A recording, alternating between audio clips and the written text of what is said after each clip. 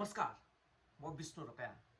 आजको यो भिडियोमा विशेष गरेर मैले देश विकास र समृद्धिको लागि प्रदेशमा बस्ने युवाहरूको के भूमिका हुन सक्छ भन्ने विषयमा सानो थोरै अलिकति चर्चा गर्नै पर्ने भएको हुनाले यहाँनिर म चर्चा गर्न लागेको हुँ। विशेष गरेर यतिखेर देश विकास र समृद्धिको लागि प्रदेशमा बस्ने युवाहरूको भूमिका के हुन सक्छ अथवा विश्वभरि बस्ने युवाहरू जसले विश्वका धेरै देशहरूमा ठुला ठुला कम्पनीहरू हाकिरहेका छन्, ठुला ठुला व्यापार व्यवसायहरू गरिरहेका छन्, सङ्घ संस्थाहरूको नेतृत्व गरिरहेका छन्, अनुभवहरू ज्ञान सिपहरू बटुलिरहेका छन्। अझ त्योभन्दा महत्त्वपूर्ण कुरा, धेरै देशहरूमा विश्वको नेतृत्व गरिरहेका धेरै देशहरूमा धेरै नेपाली युवाहरूले त्यहीँको सङ्घ संस्थामा राज्यको महत्त्वपूर्ण ओहदामा बसेर पनि निकै महत्त्वपूर्ण भूमिका खेलिरहनु भएको छ।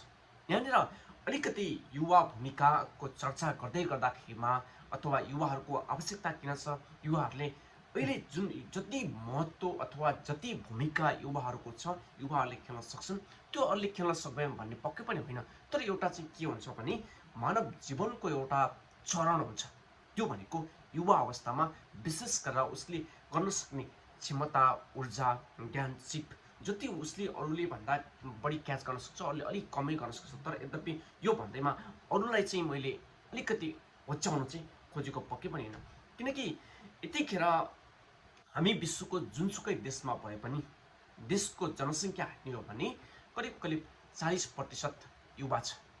त्यो भनेको झन्डै आधा जनसङ्ख्या नेपालमा हाम्रो देशमा युवाहरूको छ र युवाहरूले यतिखेर हाम्रो देशको विकास समृद्धिको बारेमा कतिको चासो चिन्ता दिइरहेका छन् अथवा हाम्रो नेतृत्वले युवाहरूलाई कति महत्त्वका साथ अगाडि लिएको छ अथवा युवाहरूका मुद्दाहरूलाई कति महत्त्वका साथ सम्बोधन गर्दै लगेको छ भन्ने विषय आजको मुख्य र महत्त्वपूर्ण विषय हो जस्तो लाग्छ मलाई चाहिँ। विशेष गरेर पछिल्लो समय देशमा बेरोजगारीको समस्या बढ्दै जानु, उद्योग धन्दाहरू कल कारखानाहरू भएका पनि बन्द हुँदै जानु, रोजगारीका अवसरहरू सीमित हुँदै जानु अथवा सबैभन्दा ठुलो देशको समस्या अथवा समस्याको मुख्य जड भनेको राजनीति।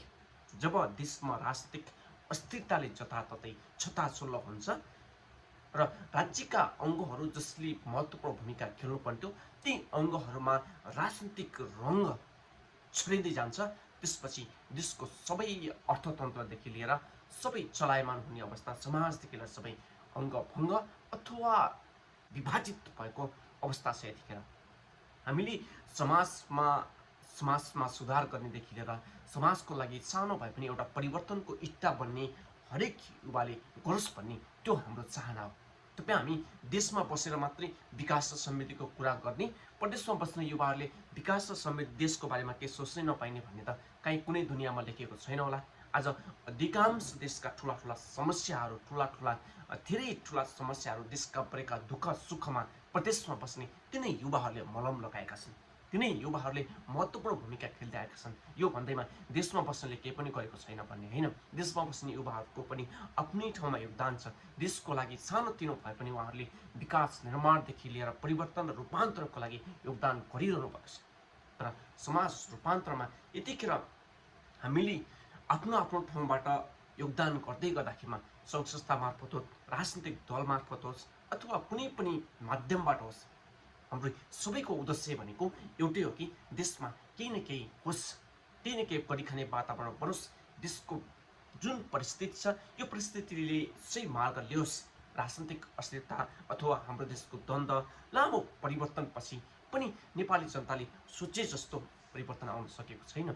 त्यसैले यी विषयवस्तुमाथि हामीले अलिकति गहन रूपमा सोच्ने हो, बहस गर्ने हो, छलफल गर्ने हो भने अहिले एउटा तत्काल आवश्यकता के देखिन्छ भने हामी विश्वभरमा छरिरहेका युवाहरू जो विभिन्न क्षेत्रमा महत्त्वपूर्ण ज्ञान सिपहरू हासिल गर्नुभएको छ, नवीन विचारहरू, परिवर्तनका नवीन विचारहरू, समृद्धि र विकासका नवीन योजनाहरू बोकेर बस्नुभएको छ, उहाँहरूसँग ती युवाहरू बिचको एउटा सहमति, सहकारी समन्वय देशदेखि प्रदेशसम्म, राष्ट्रदेखि अन्तर्राष्ट्रिय स्तरसम्म यो अहिलेको तत्काल आवश्यकता हो जस्तो लाग्छ मलाई चाहिँ। यही आवश्यकताको महसुस गरेर नै मैले एउटा चाहिँ राष्ट्रको लागि अन्तर्राष्ट्रिय युवा बस भन्ने कार्यक्रम पनि सञ्चालन गरेको थिएँ। यो कार्यक्रमको मुख्य उद्देश्य के भने विश्वभरका धेरै देशहरूमा बस्ने युवाहरू जोसँग सिप छ, ज्ञान छ, अनुभवहरू छ, विकास निर्माणदेखि लिएर समाज परिवर्तनदेखि लिएर समाजलाई देशलाई सही मार्ग कसरी दिन सकिन्छ। विश्वका देशहरू आज यति धेरै माथि गइरहेका छन् कि हरेक मिनटमा धेरै ठुला फटकाहरू मारिरहेका छन्। हरेक सेकेन्डमा परिवर्तनका ठुला ठुला घन्टीहरू बजिरहँदै गर्दाखेरिमा हामी किन यति पछाडि पर्यौँ। तर यति पछाडि पर्यौँ भन्दैमा हामी चाहिँ चुप लागेर बस्ने अथवा कसैको पछि हिँड्ने, जसले कालो भन्यो कालोलाई सेतो भन्ने, सेतोलाई कालो भन्दै हिँड्ने, अथवा हामीले झोला बोकेर जिन्दगीभर कसैको तलुवा चाड्दै हिँड्नुपर्छ भन्ने यो युवाको सिद्धान्तमा पर्दैन जस्तो लाग्छ मलाई चाहिँ। तर यो भन्दैमा युवाहरूले समाजले बनाएका आफ्ना नियम कानुन, देशले बनाएका संविधान कानुनको घेराभित्र बसेर आफ्ना अधिकारहरू देशको निम्ति केही गर्न सक्ने योगदानहरू चाहिँ गर्नुपर्छ जस्तो लाग्छ। तर युवा भन्दैमा अलिकति ऊर्जा, ज्ञान, सिप र अलिकति कहिलेकाहीँ त्योभन्दा बढी क्रस गर्दाखेरिमा हिंसात्मक समस्याहरू पनि उत्पन्न भएका धेरै उदाहरणहरू छन्। आज देशमा तपाईँ हामीले हेऱ्यौँ भने आज एउटाले अर्को वादको नाममा, एउटा युवा बीच वादको नाममा, गुटको नाममा, राजनीतिक दलको नाममा, आज सरकार र विपक्षको नाममा एक प्रकारले टाउको फोडाफोड गरिरहेका छौँ। यो अहिलेको आवश्यकता थियो या हामी यस्ता परिवर्तनहरू धेरै देशमा गरिसके, धेरै खाले वादहरू आए, धेरै खाले नामहरू दिए, धेरै खाले नेतृत्वहरू तपाईँ हामीले अनुभव गऱ्यौँ। आज राजनीतिक दलमा एउटै नेतृत्व 10औं वर्ष 20औं वर्ष बसिरहनु पर्ने कुनै आवश्यकता छ? राजनीति भनेको तपाईँ मान्नुहोस् या नमान्नुहोस्, देशको मूल्य थियो। हरेक विषयवस्तु त्यसैको केन्द्रबिन्दुबाट घुमिनै रहेको हुन्छ। तपाईँले यसमा चासो दिनुहोला, तपाईँलाई घृणा लाग्छ होला, त्यो तपाईँको इच्छा हो। तपाईँका हरेक विचारहरूलाई हाम्रो सम्मान छ, सलाम छ।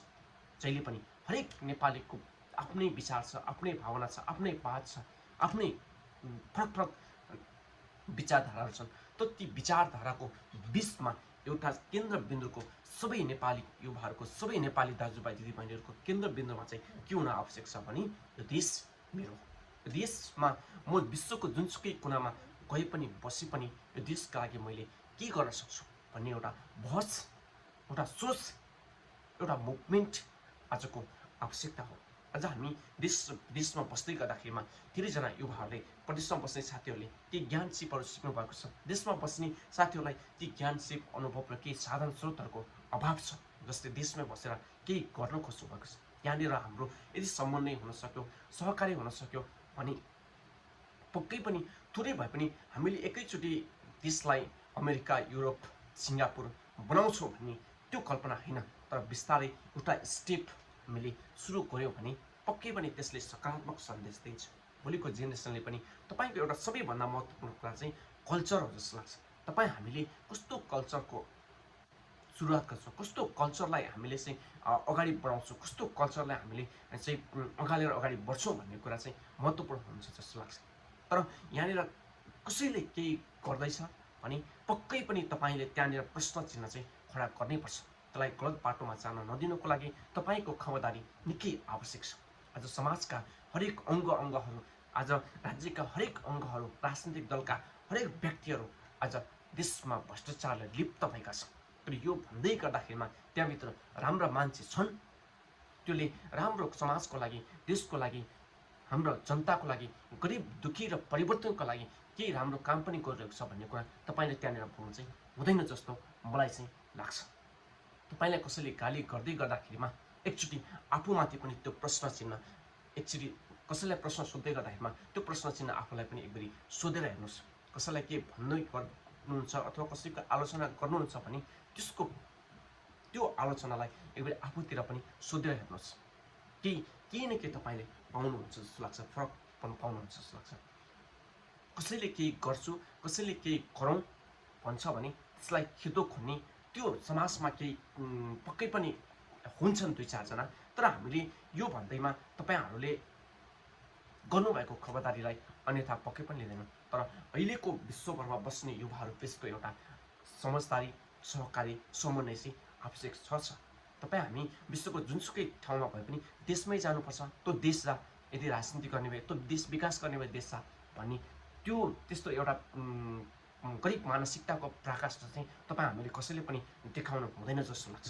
किनकि युवाहरू अथवा कसैले ज्ञान सिप सिकिरहेको छ भने उसले कुनै न कुनै समयमा त्यो ज्ञान सिप देशमा गएर लगानी गर्न सक्छ, अथवा यहीँ बसेर पनि कुनै न कुनै माध्यमबाट उसले देशको लागि सानोतिनो सहयोग गरि नै रहेको हुन्छ।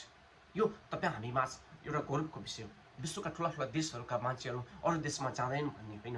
आज जापानमा मात्रै हेर्ने हो भने तपाईँ हामीले विश्वका कति देशबाट कति पर्यटकहरू एक वर्षमा जापानले भित्याउँछ, कति जनसङ्ख्या यहाँ विदेशीहरूको छ, विदेशीहरूले यहाँ कति ठुलो योगदान गरिरहेका छन्, तर त्यो योगदानको सम्मान र कदर उसले पनि गरिरहेको छ। हो त्यसैले हामीले विदेश जानु हुँदैन भन्ने होइन, विदेश जानुपर्छ। विदेशबाटै भए पनि हामी देशमा बस्ने र विदेशमा बस्ने नेपाली दाजुभाइहरू बिच सहकारी गरेर समन्वय गरेर केही न केही देशको परिवर्तन र विकासको लागि इट्टा चाहिँ थप्नै पर्छ। आज आर्थिक अवस्था हेर्ने हो भने जताततै भत्ताभङ्ग छ। भएका साना रोजगार दिने केही कल कारखानाहरू अथवा युवाहरूले स्वतःस्फूर्त सुरु गरेका केही कल कारखाना विकासका निर्माणका आयोजनाहरू ठप्प भएका छन्। त्यहाँनिर हरेक ठाउँमा राजनीतिक गन्ध देखिएको छ। राजनीतिकले गर्दाखेरिमा हरेक ठाउँमा विकृतिहरू मैलाउँदै फैलाउँदै गएको छ।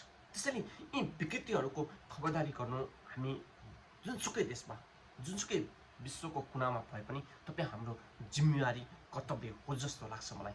त्यसैले हामीले राष्ट्रको लागि अन्तर्राष्ट्रिय युवा मञ्च किन गठन गर्यौँ भने हामी यहाँनिर यसको धेरै पाटाहरू धेरै चरणहरू अथवा यसलाई हामीले बृहत एउटा छलफल बहसको माध्यमबाट भोलि केही थप कामहरू गर्नु त बाँकी छ। हामी सुरुवाती चरणमा छौँ। हामी साथीहरूसँग समन्वय सहकारी गर्ने एउटा क्रममा छौँ। हामी धेरै देशहरूमा पुग्नेछौँ। तपाईँहरूले यसलाई जुनसुकै दृष्टिकोणमा हेर्नुहोस्, तपाईँहरूको आलोचना तपाईँहरूको खबरदारी हरेक कुरालाई हामीले तपाईँहरूले गरेका राम्रा कामहरू तपाईँहरूले भन्नुभएका राम्रा सुझाव दिनुभएका सुझाव सल्लाहहरू हामी सधैँ यसको शिरोधार्य गरेर चाहिँ अगाडि चाहिँ बढ्नेछौँ। तर एउटा कुरा चाहिँ के चाहिँ भने आज विश्वभरमा बस्ने युवाहरू बिचको सहकारी समन्वय र युवालाई नेतृत्वदायी भूमिकामा कसरी लिन सकिन्छ, त्यो देशमा होस् त्यो प्रदेशमा होस् अथवा अझ भन्ने हो भने महत्त्वपूर्ण ज्ञान सिप क्षमतावान युवाहरूलाई नेतृत्वदायी भूमिका दिन चाहिँ आवश्यक छ। त्यो किन आवश्यक छ भने तपाईँ हामीले विश्वका धेरै देशहरूमा हेरौँ 30-35 देखि 40 वर्षका प्रधानमन्त्री राष्ट्रपतिहरू भएका छन्, जुन देशले आज निकै ठुलो फड्को मारिरहेको छ, मिनेट र सेकेन्डमा फड्को मार्दैछ भने। तर हामी हाम्रो देशमा एउटै नेतृत्वलाई 10औं वर्ष 20औं वर्ष अथवा चितामा पुगुन्जेल उसलाई चाहिँ नेता मानिरहनु पर्ने, नेतृत्व दिइरहनु पर्ने, उसलाई यो प्रवृत्ति चाहिँ हटाउनै पर्छ। तपाईँ हामी जुनसुकै देशमा भए पनि यसलाई चाहिँ फाल्नै पर्छ, यसलाई चाहिँ पेल्नै पर्छ, हटाउनै पर्छ। किनकि यसले पक्कै पनि उहाँहरूले हिजो गर्नुभएको योगदान परिवर्तनको लागि यो देशको विकासमा थप्नु भएको एउटा इट्टाको लागि हामी सदा सर्वदा सम्मान गर्छौँ, उहाँहरूलाई सलाम गर्छौँ। त्यो भन्दैमा एकचोटि गरेको सहयोगले उसले जिन्दगीभर त्यसैको ब्यास खानुपर्छ र अरूले सबैको त्यसैको झोला बोक्नुपर्छ भन्ने यो दुनियाँमा कसै पनि लेखेको छैन। आज देशका प्रमुख राजनीतिक दलहरूमा एउटा हाम्रो मुद्दा चाहिँ के चाहिँ बन्न आवश्यक छ भने हरेक राजनीतिक दलदेखि लिएर हरेक समाजमा युवा नेतृत्व चाहिँ अगाडि आओस्। केही नवीन विचार भएका, केही गर्छु भन्ने सोच र भावना भएका, केही क्षमतावान ऊर्जावान युवाहरूले चाहिँ नेतृत्व चाहिँ दिनैपर्छ। किनकि हरेक युवालाई अवसर नदिँदासम्म उसको क्षमता कति छ, उसँग गर्न सक्छ कि सक्दैन भन्ने एउटा डाउट गरेर बस्दैन। नेतृत्व दिउँ न, त्यसपछि परीक्षा हुन्छ।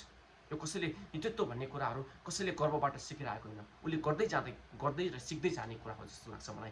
आज देशका धेरै नेताहरू प्रचण्ड बिना माओवादीको कल्पना गर्न सकिँदैन भन्ने कुरा कतै लेखिएको छ। त्यहाँभित्र पनि हजारौँ युवाहरू छन्, नयाँ पिँढीहरू छन्, त्यहाँभित्र उनीहरूले नेतृत्व गर्न सक्ने, देश त्यो पार्टी मात्रै होइन देशको नेतृत्व गर्न सक्ने क्यापासिटी र क्षमता भएका युवाहरू छन्। नेपाली काङ्ग्रेसमा शेरबहादुर देउवा बिना पार्टी चल्दैन भन्ने होइन, त्यहाँभित्र आज पछाडिका युवाहरू जो लाखौँ हजारौँ सम्भावना बोकेका युवाहरू पनि छन्। त्यसैले यस्तो परिस्थिति र अवस्थामा हरेक ठाउँमा युवाहरू जाग्नुपर्छ, धम्किनुपर्छ, चम्किनुपर्छ, आवाजहरूलाई बुलन्द पार्नुपर्छ भन्ने हाम्रो यो उद्देश्य चाहिँ हो। यो उद्देश्यमा कति हामी सफल हुन्छौँ या हुँदैनौँ त्यो भोलिको दिनहरूले देखाउला, तर हामी यो यात्रामा निरन्तर लागिरहनेछौँ। युवाहरूका विभिन्न ज्ञान सिप क्षमताहरूलाई बाहिर ल्याउने, प्रस्फोटन गर्ने, उहाँहरूबिच एउटा नयाँ कल्चरको सुरुवात गर्ने। हामी एक अर्कोमा वादको नाममा, झन्डाको नाममा, पार्टीको नाममा, गुटको नाममा लड्दै गर्दाखेरिमा हामी सबै गुटहरू सबै वादहरू हामी त्यो आफ्नो ठाउँमा छ, तर समग्र देश र राष्ट्रको लागि, राष्ट्रिय स्वाधीनताको लागि हामी प्रदेशमा भए पनि निरन्तर हाम्रा आवाजहरू राष्ट्रिय अन्तर्राष्ट्रिय फोरम मार्फत चाहिँ उठाउनुपर्छ भन्ने यो हाम्रो चाहिँ मान्यता हो। यही मान्यताको आधारमा हामीले यो राष्ट्रको लागि अन्तर्राष्ट्रिय युवा मञ्च गठन गर्दैछौँ र गठन हुँदैछ। यसमा धेरैजना साथीहरू, युवा साथीहरू जोडिँदै हुनुहुन्छ। यसले हामीले विशेष गरेर भोलिको दिनमा थप छलफल गरेर सबै साथीहरूसँग हाम्रो उद्देश्य एउटै चाहिँ के हुन्छ भने विश्वभरमा बस्ने युवाहरूबीच एउटा देश र विकासको निमित्त यो देश विकास र समृद्धि भनेको तपाईँ हामी सबैको जिम्मेवारी हो। तपाईँ हामी सानो ठुलो जे जसरी गर्न सक्छौँ, जस्तो सुकै योगदान गर्न सक्छौँ, हामीले यही लागेर गर्नुपर्छ भन्ने चाहिँ छैन। विभिन्न माध्यमबाट गर्न सक्नुहुन्छ। तर यो हाम्रो एउटा चाहिँ उदाहरणको रूपमा एउटा चाहिँ यसरी किन जानुपर्छ है आज युवाहरू भन्ने एउटा उदाहरण चाहिँ हामीले प्रस्तुत गर्न चाहिँ खोजेका छौँ। र यो सँगसँगै हामीले विश्वमा बस्ने धेरै युवा साथीहरूसँग यसको समन्वय र सहकार्य गरेर हामी अगाडि बढ्नेछौँ। भोलिको दिनमा पनि तपाईँको सुझाव, सल्लाह, खबरदारी, आलोचना हामी सधैँ स्वागत गर्नेछौँ, सम्मान गर्नेछौँ। त यहाँभित्र धेरैजना साथीहरू जोडिनु भएको छ। उहाँहरूलाई पनि म के भन्न चाहन्छु भने हामी औपचारिक रूपमा एउटा बहस चाहिँ गर्न पाएका छैनौँ। तर चाहिँ सबैजना साथीहरूलाई चाहिँ के आग्रह गर्न चाहन्छु भने यसमा धेरै दृष्टिकोणबाट, धेरै ठाउँबाट यो राजनैतिक दल हो कि यो कुन चाहिँ गुटले बनाएको हो कि अथवा कुन चाहिँ के उद्देश्य गर्नको लागि हो कि कुन चाहिँले पैसा कमाउनको लागि बनाएको हो कि भन्ने विभिन्न बहसहरू पनि भएका छन्, विभिन्न शङ्काहरू पनि होलान्। तर एउटा कुरा चाहिँ म के चाहिँ विश्वास दिलाउन चाहन्छु सबै साथीहरूलाई भने यो कुनै राजनीति होइन, यो कुनै वाद होइन, यो कुनै पैसा कमाउनको लागि गठन गरेको संस्था होइन। पैसा कमाउने हो भने यहाँ कम्पनी दर्ता गरेर जति पनि पैसा कमाउन सकिन्छ, अथवा कुनै अरू कामहरू गर्ने हो भने पैसा कमाउन सकिन्छ। तर यसको यसको मूल उद्देश्य नै के हो भने हाम्रो देशले यतिखेर विकास परिरहेको छ, समृद्धि परिरहेको छ। तपाईँ हाम्रो जिम्मेवारी के हो भन्ने कुरा यतिखेर देशले सोधिरहेको छ, प्रश्न चिन्ह गरिरहेको छ। त्यसैले यो जिम्मेवारीबाट हामीले थोरै पन्छिनु हुँदैन, थोरै भए पनि केही न केही गर्नुपर्छ है। हाम्रो सहकार्य आवश्यक छ, हाम्रो तपाईँ हामी मिस केही न केही छलफल आवश्यक छ, केही बहस आवश्यक छ भन्ने विशुद्ध यो एउटा उद्देश्यका साथ हामीले यो संस्था अथवा लाई गठन गरेका छौँ। र भोलिको दिनमा चाहिँ यसलाई हामीले विभिन्न एउटा युवाहरूका बहसहरू आयोजना गर्ने ज्ञान सिप युवाहरूलाई अहिलेको अवस्था आवश्यकता के छ त्यसको बारेमा हामीले बहस गर्ने एउटा माध्यमको रूपमा चाहिँ यसलाई हामीले अगाडि बढाउँदै लैजानेछौँ। यति भन्दै यहाँहरू सबैलाई फेरि पनि नमस्कार गर्न चाहन्छु। धन्यवाद।